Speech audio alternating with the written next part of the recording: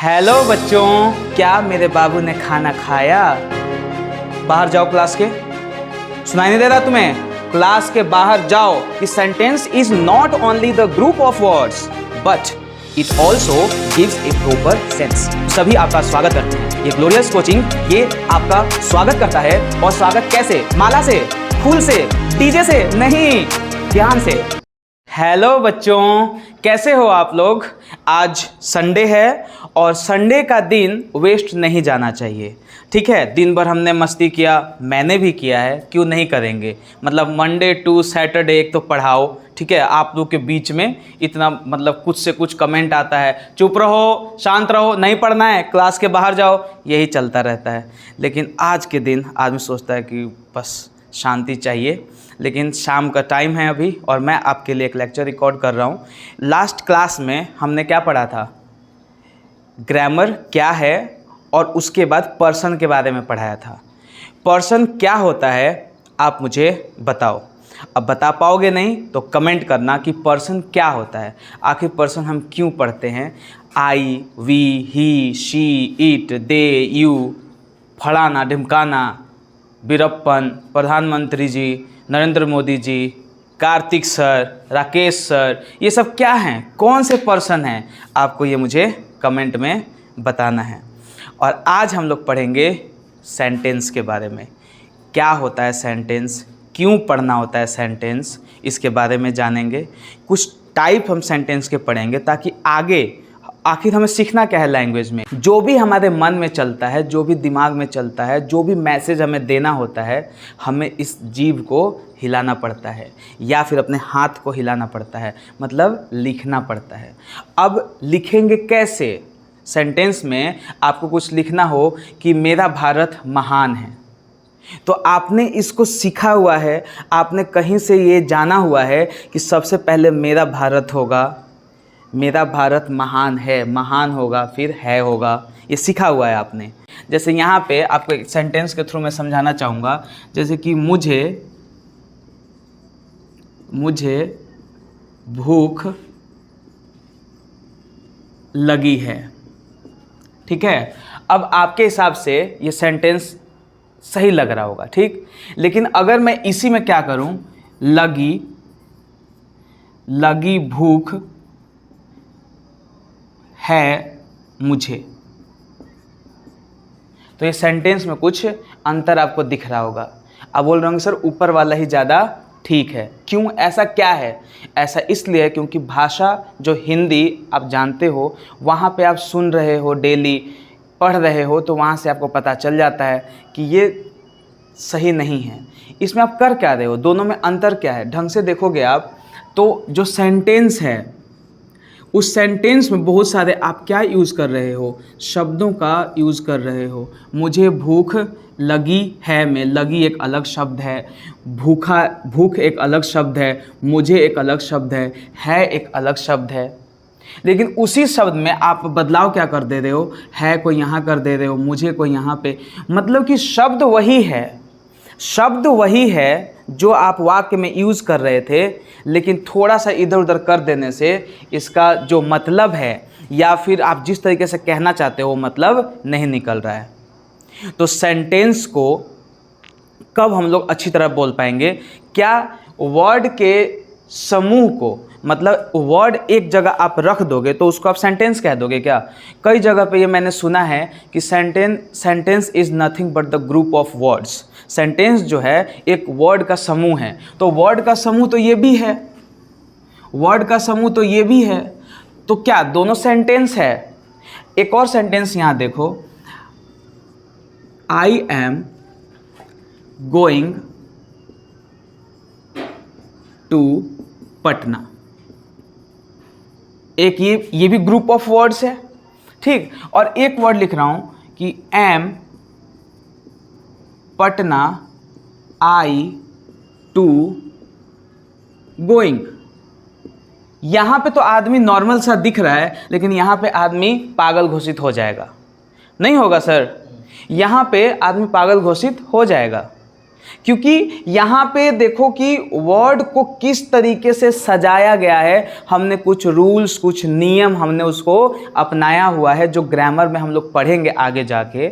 लेकिन इसमें कोई नियम नहीं है। बस एक आदमी ने एम सीख लिया है, पटना सीख लिया है, आई सीख लिया है, टू सीख लिया है, गोइंग सीख लिया है और बोल रहा है कि वो सेंटेंस है। No my dear student, sentence is not just only the group of words, but it is group of words, but when it gives a proper sense और complete sense। कहने का ये मतलब है कि वो तब जाके सेंटेंस बनेगा जब ग्रुप ऑफ वर्ड्स तो हो, लेकिन साथ ही साथ जो हमें कहना है वो ढंग से वो सेंस दे पा रहा है। ढंग से सेंस देने के लिए हमें पढ़ना पड़ता है टेंस, वॉइस, नरेशन और भी बहुत सारे स्ट्रक्चर पढ़ने पड़ते हैं। वो आने वाली क्लास में हम लोग सीखेंगे। अभी आप लोगों को ये समझना है कि वाक्य क्या होता है, ताकि आगे जाकर जब हम सेंटेंस बनाना सीखें तो आपको पता चले कि ये सेंटेंस किस टाइप का है। अब ये टाइप्स ऑफ सेंटेंस क्या बोला है? टाइप्स ऑफ सेंटेंस मतलब वाक्य के कुछ प्रकार। इसको समझने के लिए जो मैं अभी करने जा रहा हूँ उस पर गौर करना, ठीक है। सबसे पहला, माँ आज मैं खाना नहीं खाऊंगा। क्या आज तुमने उसको देखा? वो बस पे जा रही थी, स्माइल कर रही थी। एक तो ये हुआ, सेंटेंस को रखना दिमाग में। एक ये सेंटेंस हुआ, ठीक। दूसरा देखो, बाहर जाओ क्लास के। सुनाई नहीं दे रहा तुम्हें? क्लास के बाहर जाओ, अभी जाओ, ये ऑर्डर है मेरा। एक ये सेंटेंस हुआ। तीसरा सेंटेंस, तुम लोग एक चीज़ ध्यान रखना कि पढ़ाई करो, पढ़ाई तुम्हें करना चाहिए। अभी पूरा तुम्हारा ध्यान पढ़ाई पे होना चाहिए, क्योंकि पढ़ाई करोगे आगे सक्सेस हो जाओगे। तो जिसके पीछे तुम लोग अभी भागता है, गर्लफ्रेंड बनाना है। हर दोस्त यार के बीच में चलना चाहिए कि मेरी 2 गर्लफ्रेंड है, 3 गर्लफ्रेंड है, एक को मैंने छोड़ दिया। ये चल रहा है, ये हकीकत है, तुम लोग इसको झुटला नहीं सकता है। तो मैं क्या कह रहा हूँ, मैं आपको सलाह दे रहा हूँ कि आपको ये नहीं करना चाहिए। एक बार सक्सेस हो जाओ फिर तो लाइन लग जाएगी। क्या नीतीश चाचा पलट गए, एनडीए से इंडिया में चले गए? नहीं, ऐसा हो ही नहीं सकता है। अभी मैंने सुना था उससे पहले कि वो तो उनको मिनिस्ट्री दी जा रही है। हो ही नहीं सकता है, इंडिया में जा ही नहीं सकते हैं। कैसे? हो ही नहीं सकता है जी, मैं मान ही नहीं सकता। एक ये वाक्य है। क्या कुछ अंतर लग रहा है आपको? 4 वाक्य बोला हूँ, चारों में आपको कुछ अंतर लगा होगा। अब ये 4 जो मैंने आपको सिचुएशन दिया है, उससे आपको ये आइडिया लग गया होगा कि कुछ तो सब में अंतर था बोलने के ढंग में। किसी में ज़्यादा पिच दिख रही थी, किसी में प्यार से दिख रहा था, किसी में सलाह दिख रहा था, किसी में ऑर्डर दिख रहा था, है ना। तो इसी के आधार पे 4 टाइप के हम लोग अभी पढ़ेंगे और क्लास को ऑफ करेंगे। लेकिन अब उससे पहले आप सेंटेंस का डेफिनेशन लिख लो, ठीक है, कि आखिर सेंटेंस क्या होता है। ठीक है, समझ तो गए होंगे आप, लेकिन अब बारी आती है कि आपको कॉपी में कुछ लिख कर ले जाना है और जैसे जैसे मैं लिखूंगा आपको साथ ही साथ याद करने का कोशिश करना है, मेरे साथ बोलने का कोशिश करना है। देखो सेंटेंस क्या है, इट इज़, ठीक है, it is a group of words. क्या है ये? It is a group of words. इतना ही मैं लिखवा दूं तो क्या सही है? जो सही कह रहा है इसका मतलब वो समझा नहीं है। आपको स्टार्टिंग में बोला था कि sentence is not only the group of words but it also gives a proper sense. वो एक प्रॉपर सेंस देता है, तो वो भी तो यहां ऐड करना पड़ेगा। It is a group of words which gives, बोलो मेरे साथ, it is a group of words which gives a proper sense. अब ये पूरा डेफिनेशन हुआ सेंटेंस का। सेंटेंस क्या है? It is a group of words which gives a proper sense. अब यहां पर कई बच्चे ये सोच रहे होंगे कि सर इसका हिंदी बताओ ना। तो बाबा जब से समझा रहा हूँ और हिंदी ही तो बोल रहा हूँ, और क्या बोल रहा हूँ मैं? कहीं पे अगर इंग्लिश सेंटेंस मैंने बोला भी है तो उसका हिंदी समझाया हूँ। आपको हिंदी समझना ही है, हिंदी लिखना नहीं है। आपको इंग्लिश सीखना है तो हिंदी से दूर जाना पड़ेगा। अगर आपको आरा पहुंचना है तो आपको घर से दूर भागना पड़ेगा। घर की फीलिंग में ही रहोगे तो पढ़ाई कहाँ से कर पाओगे। आदमी दिल्ली जाता है कमाने के लिए, पंजाब जाता है और घर से जुड़ा हुआ है तो 2 दिन में आ जाएगा। सेम चीज़ यहाँ लैंग्वेज में करना है। If you want to learn this English so you have to keep less feeling of Hindi. Hindi के लिए आपको कम फीलिंग रखना पड़ेगा अगर आप इंग्लिश सीखना चाहते हो। यहाँ पर आपको ये समझना है हिंदी में, लेकिन लिखना सब इंग्लिश में ही है। और एक और चीज़, आपको इसको रटना नहीं है। एक बार जब आप इंग्लिश सीख जाओगे और सीखोगे ही, ये मेरा वादा है कि आने वाले 6 महीने में अगर आप जुड़े रहोगे हमारे इस परिवार से, तो नॉट ओनली इंग्लिश बट जितना भी सब्जेक्ट इस कोचिंग में आपको हो रहा है, आपको उसमें निखार आ जाएगा। ये मेरी गारंटी है, आप कहीं लिख के ले लो। तो इसीलिए आपको ढंग से फॉलो करना है। जो भी यहाँ पे टीचर करवा रहे हैं, ऑफलाइन ऑनलाइन, आपको ढंग से करना है। आपकी लाइफ का सबसे बेस्ट डिसीजन होने वाला है इस कोचिंग का टीचिंग को लेना। मैं ये सच में कह रहा हूँ कि आपके लाइफ का सबसे अच्छा डिसीजन होगा कि आप ऐसे कोचिंग के साथ जुड़े हुए हैं जो कोचिंग सिर्फ और सिर्फ पढ़ाई नहीं बल्कि आपको एक अच्छा इंसान बनाता है। लाइफ में हमेशा आप खुश रहोगे, उस चीज़ की यहाँ पे पढ़ाई करवाई जाती है। आओ यहाँ पे आते हैं, यहाँ पे समझते हैं कि क्या है सेंटेंस। और ये आप समझ चुके होंगे सेंटेंस क्या है। यहाँ पे अब एक एग्जांपल लिख रहा हूँ, आप बताना, ठीक है। आई एम बहुत ही सिंपल सेंटेंस है, क्योंकि हार्ड एंड वास्ट सेंटेंस लिखने का फ़ायदा क्या है। अभी मैं उन बच्चों को सिखा रहा हूँ जो अभी शुरू कर रहा है इंग्लिश सीखना। अगर यहाँ पे अभी हार्ड लिखने लग जाऊँगा तो अभी चला जाएगा, ठीक है। तो I am going to Patna, ये एक सेंटेंस है आपके पास। और एक और सेंटेंस लिख रहा हूँ यहाँ पे, एम गोइंग पटना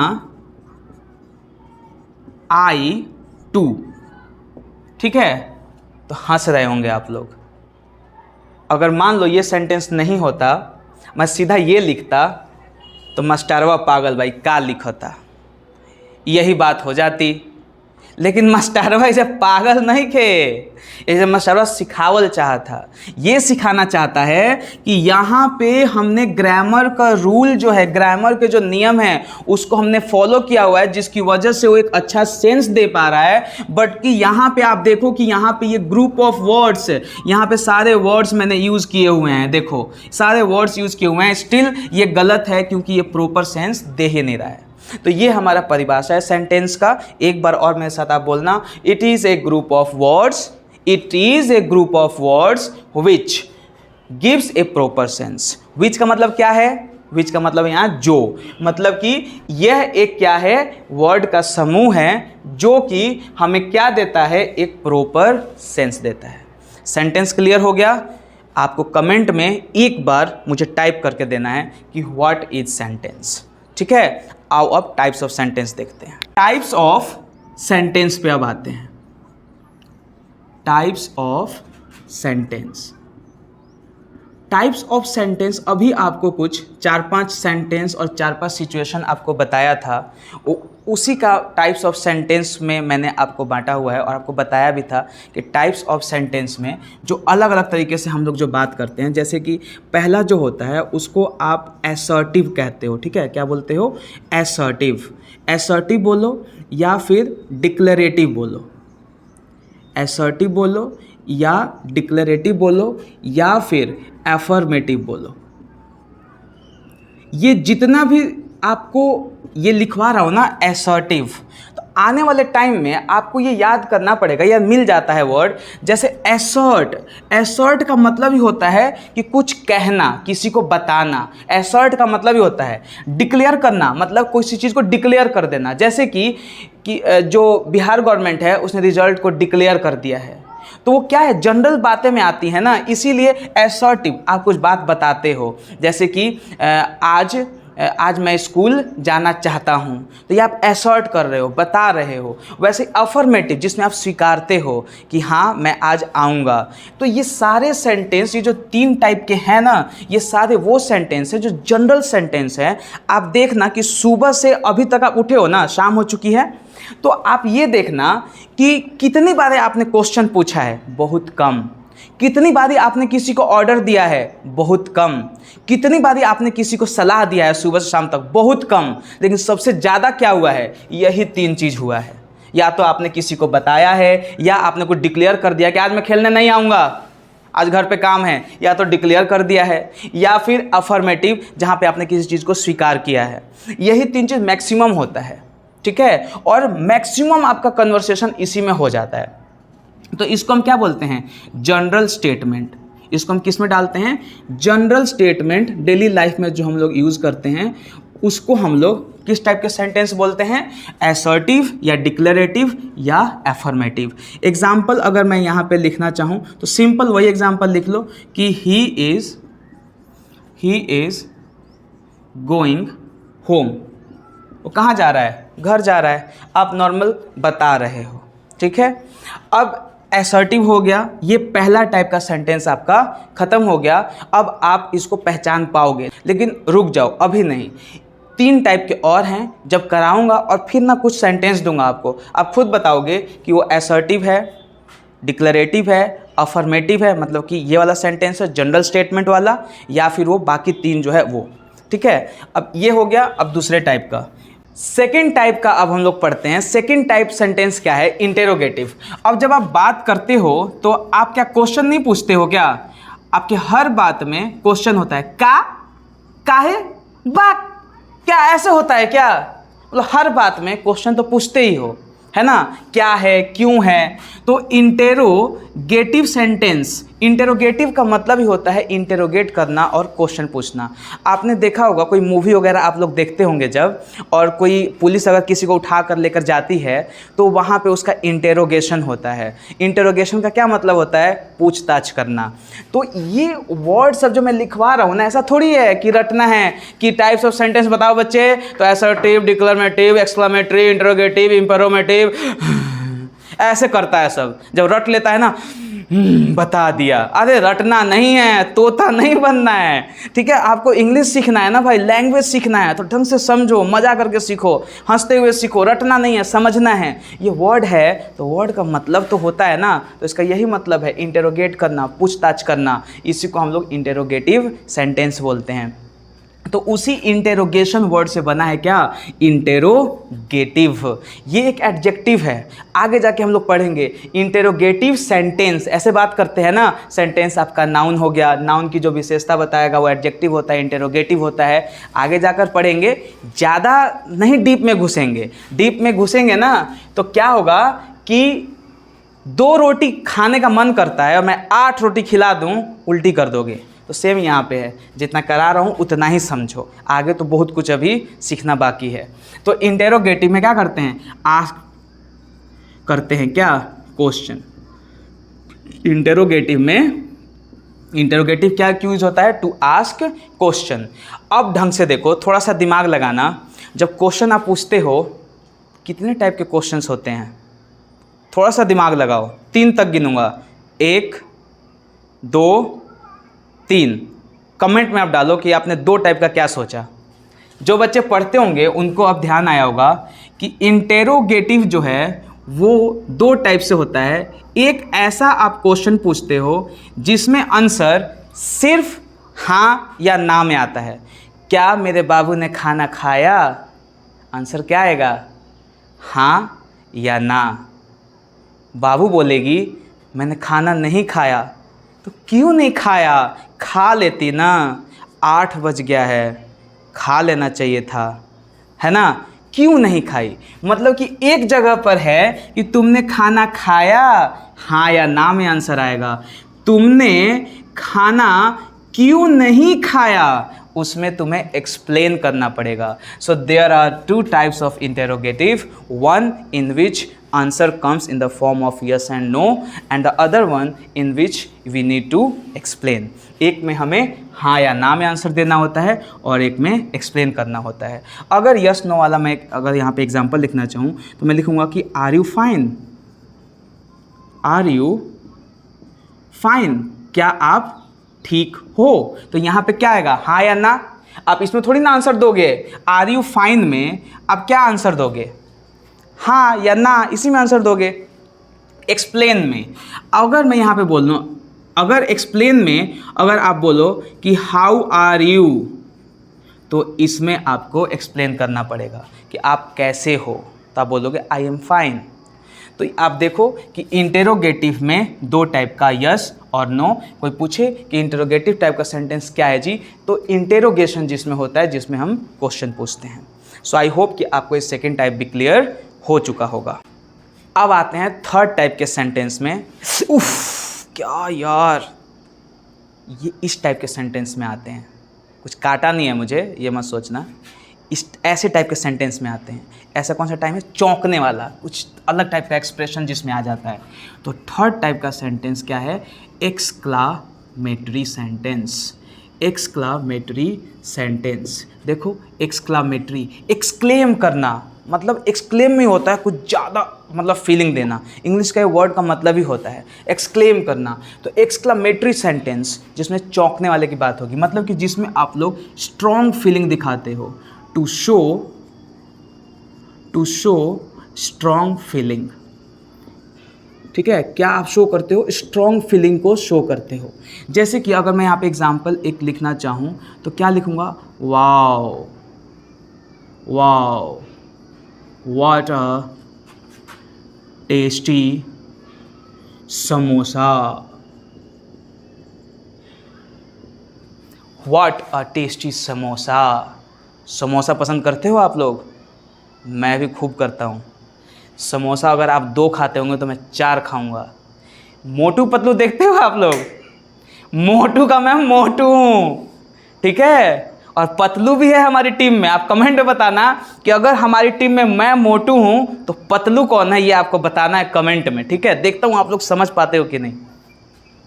तो एक सेंटेंस हो गया ना एक्सक्लामेटरी का, wow what a tasty samosa. तो ये आपका थर्ड टाइप का सेंटेंस हो गया, ठीक है। समझते चलो आप लोग। लास्ट में कुछ आपको मैं एक टास्क दूंगा जो बहुत ही, मतलब जो स्टार्टिंग में मैंने कुछ सेंटेंस बोला था ना, उसी से रिलेटेड कुछ होगा। चलो आओ, अब लास्ट एक चौथा हम लोग पढ़ लेते हैं, क्या, इम्पेरेटिव। कि इम्पेरेटिव सेंटेंस किसको बोलते हैं, इम्पेरेटिव सेंटेंस, ठीक है। इम्पेरेटिव सेंटेंस, इम्पेरेटिव सेंटेंस जो होता है, आप देखो हमेशा मैं आपको वर्ड का मतलब समझा रहा हूँ ना। इम्पेरेटिव का मतलब ही होता है कोई काम जो ज़रूरी काम हो। अब बताओ कि डॉक्टर आपको कुछ सलाह दे रहा है कि एक काम करना, इस दवाई को सुबह और शाम खाना। मान लो कि तुम्हें दवाई अच्छी लग गई, दवाई वैसे अच्छी नहीं लगती है, मान लो कि अच्छी लग गई, और चलो दवाई का हटाओ, डॉक्टर कभी कभी बोलता है कि सुबह सुबह ना एक पनीर वाला जो मिठाई आता है स्पॉन्ज, उसको खा के और दवाई खा लेना। ऐसा अक्सर कहीं पे सुना है मैंने, कमजोरी वगैरह जिसको रहती है तो। अब उस आदमी को पसंद आ गया और 5-6 खा लिया, गड़बड़ हो जाएगा। इसका मतलब है कि जो डॉक्टर आपको सलाह दे रहा है वो ज़रूरी वाला काम है भाई, वो करना है, वरना गड़बड़ हो जाएगा। वैसे ही आपको कोई रिक्वेस्ट कर रहा है कि could you please give me a glass of water, मतलब पानी दोगे मुझे 1 ग्लास, तो ज़रूरी हो गया है ना। अब वो रिक्वेस्ट कर रहा है। ऑर्डर, टीचर बोल रहा है बाहर जाओ, तो एक क्या है, वो ऑर्डर दिख रहा है, ज़रूरी हो गया, अब टीचर कह रहे हैं जाना ही पड़ेगा।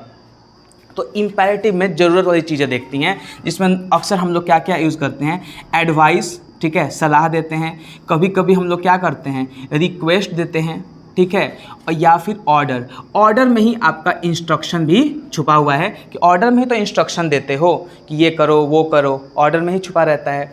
तो एडवाइस से अगर आप एक सेंटेंस बनाना चाहो तो क्या बनाओगे, वी शुड स्टडी। ये एक क्या सेंटेंस नहीं हो जाएगा। आप देखो कि ये डी छूट रहा था, छूटेगा कैसे, पकड़ के ले आएंगे इसको, वी शुड स्टडी। तो यहाँ पर शुड से ही क्लियर हो जाता है कि ये चाहिए का सेंस दे रहा है, हमें पढ़ना चाहिए। तो क्या है, एडवाइस है। उसी तरीके से रिक्वेस्ट की अगर हम बात करते हैं, रिक्वेस्ट की, तो कैसे बोलते हो कि could you please give me your pen. बताओ, क्या ये रिक्वेस्ट नहीं दिखा रहा है? क्या आप मुझे अपना कलम दोगे? और ऑर्डर में क्या आपको याद नहीं है कि अक्सर आपको ये ऑर्डर मिलता है, गेट आउट, बाहर जाओ? क्या आपको ऐसा नहीं मिलता है? शरारती बच्चों को तो ज़्यादा मिलता है, मुझे भी मिला है, ठीक है। अरे अल्ताफ भाई कैसे यार? अरे भाई ये कैसे? कार्तिक सर अचानक? पक्का आप लोग कुछ प्लान होगा? नहीं ऐसा कहाँ प्लान, अभी आ रहे हम ट्रेन से उतर के डायरेक्ट आपके पास। ना ऐसे कैसे? ट्रेन से उतर के आता तो बैग होता। मतलब कि जो लंबा सफर था वहां से तय करके हमने छोटे सफर तय करके बीच में आपके पास अच्छा ना, मैं नहीं मान सकता हूँ। कोई भी चीज देखो बच्चों, ये मेरा दोस्त है और मुझे नहीं पता था ना कि आ रहा है। ये आपकी प्लानिंग थी कार्तिक सर। इसका मतलब है कि आया है पहले और इनको पता था कि आज क्लास रिकॉर्ड होगा और बीच में इसको बुलाऊंगा। नहीं, ऐसा बात नहीं। अगर ऐसा होता तो हम आते ही रहे। हमको फेमस थोड़ी होना है। फेमस हो गए, फेमस हो गए, अब क्या फ्रेम में आ गए, ठीक है। अब देखो कि इसी के सर थोड़ा सा क्लास ले लो सर ओके। अब देखो, ठीक है, दोस्त आ गया, कुछ पल के लिए मैंने एंजॉय किया। इस बीच में मैं कुछ आपसे पूछना चाहूँगा। स्टार्टिंग में मैं कुछ फीलिंग दिया था, अरे अल्ताफ आप यहाँ कैसे? ये किस टाइप का सेंटेंस है? ये आपको बताना है, कमेंट करना है, ठीक है, पहला चीज़। दूसरा चीज़ कि आपको जो स्टार्टिंग में जितना भी सेंस दिया था, स्टार्टिंग में एग्जाम्पल दिया था कुछ 4-5, आपको देखना है फिर से और आपको मुझे कमेंट में करना है कि क्या है, कौन सा किस टाइप का सेंटेंस है और कैसा लगा आपको लेक्चर, आपको बताना है। कुछ अगर गलत लगता है तो भी बताना है। देखो, बड़ाई करो चाहे मत करो, बुराई करो ताकि उससे हम लोग सीखें और अपने कंटेंट को और इम्प्रूव करें। और आपको एक और चीज़ ध्यान रखना है कि जो चीज़ यहाँ बताया जा रहा है ऑनलाइन और ऑफलाइन, आपको रिवीजन करना है, प्रैक्टिस करना है। आप देखो कि एकलव्य जो था वो द्रोणाचार्य को मूर्ति के सहारे एक बहुत ही निपुण जो है आर्चर बन गया था। धनुष से वो अर्जुन से भी आगे निकल गया था निशाना लगाने में। कैसे? प्रैक्टिस से, रिवीजन से। हम लोग ऑफलाइन नहीं हैं, ऑनलाइन आपके सामने हैं। एक तरीके से डेवलप्ड मूर्ति है, एक तरीके से मॉडर्न ज़माने की ये मूर्ति है कि सामने है और हम लोग ज्ञान बांट रहे हैं। आपको ढंग से इसको लेना है। और अगर आपको ऑनलाइन से समझ नहीं आ रहा है, होता है कि एक सामने होता है तो ज़्यादा अच्छी तरह समझ में आता है, तो आओ ना, हम सभी आपका स्वागत करते हैं। ये ग्लोरियस कोचिंग ये आपका स्वागत करता है। और स्वागत कैसे? माला से, फूल से, डीजे से नहीं, ज्ञान से। मिलते हैं नेक्स्ट लेक्चर में। नेक्स्ट लेक्चर में आप सीखना स्टार्ट कर दोगे कि सेंटेंस को कैसे ट्रांसलेट करते हैं या उसमें हम क्या कुछ समझ पाएंगे। ये तो अगले लेक्चर की बात है। मिलते हैं नेक्स्ट लेक्चर में। बाय, टेक केयर, जय हिंद।